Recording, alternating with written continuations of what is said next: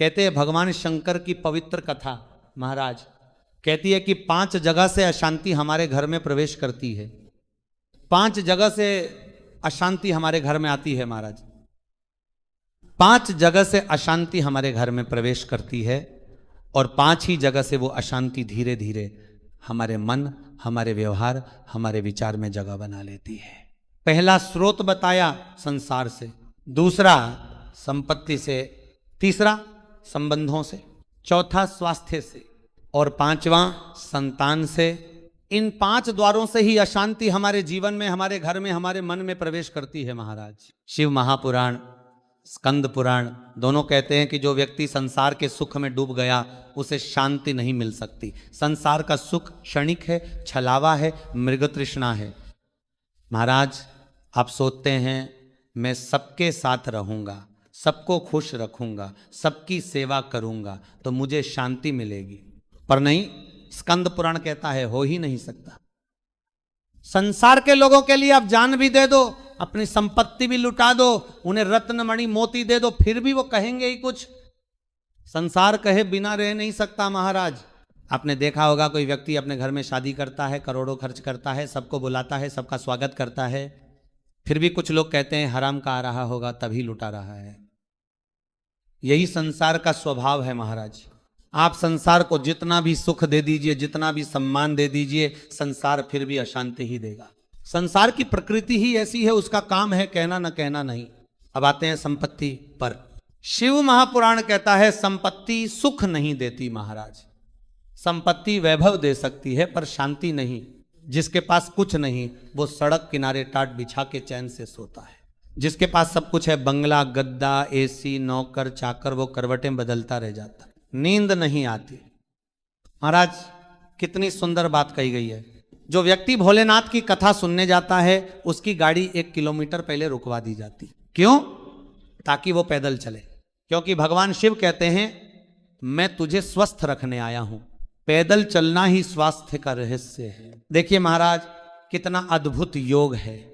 कथा में जाने के पहले ही शिव तुम्हारे स्वास्थ्य की व्यवस्था कर देते हैं। अब तीसरा स्रोत संबंध। संबंध भी हमें शांति नहीं देते महाराज।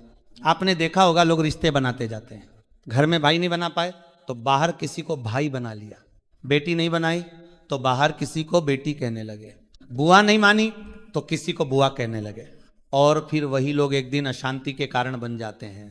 शिव पुराण कहता है जितने आवश्यक संबंध हैं उतने रखो, लेकिन जरूरत से ज्यादा नहीं। बाकी का समय परमात्मा से संबंध जोड़ने में लगाओ। महाराज परमात्मा से जो संबंध बनता है वही शांति देता है। बाकी सब संबंध स्थायी हैं, छल हैं, भ्रम हैं। संबंध जितने बढ़ाओगे अपेक्षाएं उतनी बढ़ेंगी और अपेक्षा का फल हमेशा अशांति होता है। फिर आता है चौथा स्रोत स्वास्थ्य। महाराज स्वास्थ्य जब गिरता है तो मन अशांत हो जाता है। घुटना दर्द करने लगे, कमर दुखने लगे, पीठ में पीड़ा हो, मन टूटने लगता है। शरीर की पीड़ा आत्मा की स्थिरता को हिला देती है। लेकिन शिव पुराण कहता है यह भी मन का ही खेल है। भगवान ने हमारे मस्तिष्क में एक चुंबक रखा है। भविष्य पुराण में इसका अद्भुत वर्णन है। जब परमात्मा ने हमें जन्म दिया महाराज तो हमारे सिर के अंदर एक चुंबक रख दिया। वह चुंबक हमारे विचारों को आकर्षित करता है।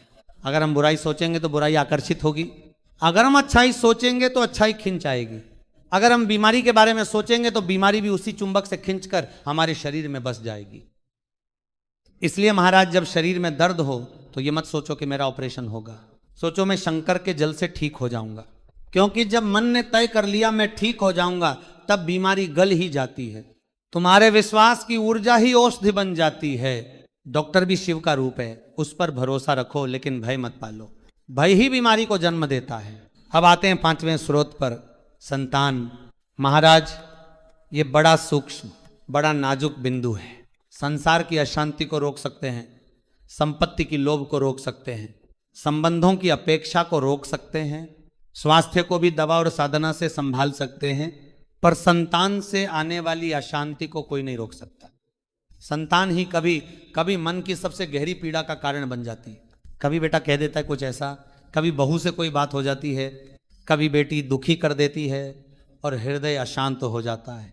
महापुराण कहता है 4 जगह की अशांति को रोका जा सकता है, पर संतान की ओर से आने वाली अशांति को रोकना कठिन है महाराज।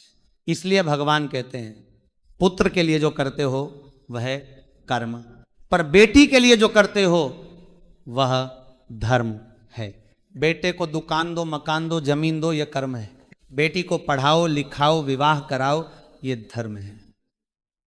और शिव तत्व कहता है कर्म और धर्म का संतुलन ही जीवन की सार्थकता है।